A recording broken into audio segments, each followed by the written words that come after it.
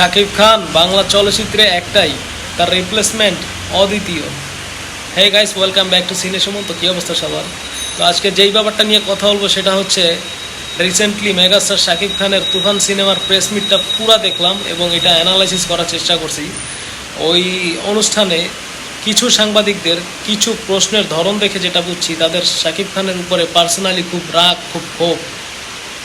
এর কারণ হইতে পারে আরেকটা জিনিস, তারা ওই অনুষ্ঠানে সম্ভবত কিছু ডিরেক্টর প্রডিউসারের রিপ্রেজেন্টার হিসেবে ওই শাকিব খানের ওই ধরনের প্রশ্ন করে খোঁচা দিয়ে বিব্রতকর পরিস্থিতি ফেলার চেষ্টা করছে। অবশ্যই এর পিছনে অনেক যৌক্তিকতাও আছে, কারণ ওইসব সাংবাদিক নামের সাংঘাতিকরা যখন শাকিব খানরে ইন্টারভিউ করার জন্য ডাকে পায় না, তারপর ওইসব ডিরেক্টর প্রডিউসাররা যখন শাকিব খান নিয়ে পরবর্তী কোনো নতুন সিনেমার শিডিউল দেয় না শাকিব খান, তখন তাদের এই ধরনের রাগ ক্ষোভ যে থাকাটাই স্বাভাবিক। তারা এই ধরনের প্রশ্নই করবে, তারা এই ধরনের মিডিয়া এদিক ওদিক দিক বেদিক হয়ে ছোটাছুটি করে বিভিন্ন ইউটিউব চ্যানেল, ফেসবুকে এই ধরনের সাক্ষাৎকার দিয়েই বলবে সুপারস্টার নাই, মেগাস্টার নাই, মানি নাই, সব কিসের স্টার, কিসের সুপারস্টার। এটা বলাটাই স্বাভাবিক, কারণ ওই যে একটা কথা আছে না, যে আঙ্গুর ফল, ওই শিয়াল যখন অনেক লাফালাফি করে আঙ্গুর ফল খাইতে পারে না, তখন বলে টক। আঙ্গুর ফল খাই না বলে টক।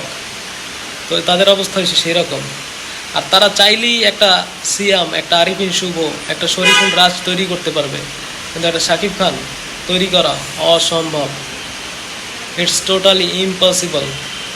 আপনি লিখে রাখতে পারেন, আজকে যদি শাকিব খান মুভি করা ছেড়ে দেয়, বাংলাদেশে যে কটা সিনেমা হল এখনও টিকে আছে, কালকে তারা বন্ধ করে দিবে। তারা ভেঙে ওইখানে মার্কেট, সুপার মার্কেট, বড় বড় শপিং মল বানানো স্টার্ট করে দিবে। উদাহরণ হিসেবে বলতে পারি, আজকে যে ঢাকার মতিঝিলে ঐতিহ্যবাহী মধুমিতা 50 বছর না 55 বছর হয়ে গেছে, ওই মধুমিতার কর্ণধার বা ওই মধুমিতার যে ডিরেক্টর বা ম্যানেজার বা মালিক যে আছে, তাদেরকে গিয়ে প্রশ্ন করেন যে তারা শাকিব খানের সিনেমা চালায় কত টাকা ইনকাম করে, কি পরিমাণে টাকা ইনকাম করে। তাদের হলটা যে এখন টিকে আছে শাকিব খানের সিনেমার জন্য, শাকিব খানের জন্য। প্রিয়তমা চালায় তারা যে ইনকাম করছে গত 5 বছর, করোনার পরবর্তী সময়ের ব্যাকআপ তারা পুরো পেয়ে গেছে প্রিয়তমা চালায়া। তারপরে রাজকুমার তো আছেই, ঠিক আছে। তো তারা চাইলে মতিঝিল এলাকায় মধুমিতা সিনেমা হল ভেঙে একটা শপিং, ভালো ব্যাংক, বহুতল ভবন করতে পারে না? তারা একটা শপিং সেন্টার বানাইতে পারে না? করে না, কারণ তারা বাংলা সিনেমাকে ভালোবাসে, তারা শাকিব খানকে ভালোবাসে, তারা অপেক্ষা করে কখন একটা শাকিব খানের সিনেমা আসবে।